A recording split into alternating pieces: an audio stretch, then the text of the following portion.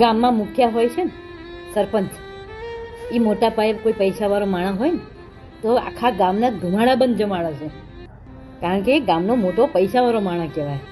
એવી રીતે આપણો મુકેશભાઈ દેશનો નહીં, બધા કરતાં મોટો પૈસાવાળો માણસ છે.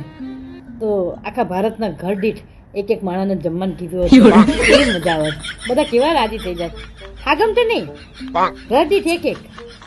તમને ખબર છે ઓલા ફેસબુક વાળાને બોલાયા, રિહાનાને બોલાવી, ભલે બોલાય, આપણે રાજી છે, ભલે રાજી થઈને જાય બધા છે, પણ આપણાને બોલાયો હતો કારણ કે આપણે કેટલું જીઓ વાપરીશ, બધા સતરા કાઢના કેટલું વાપરે છે.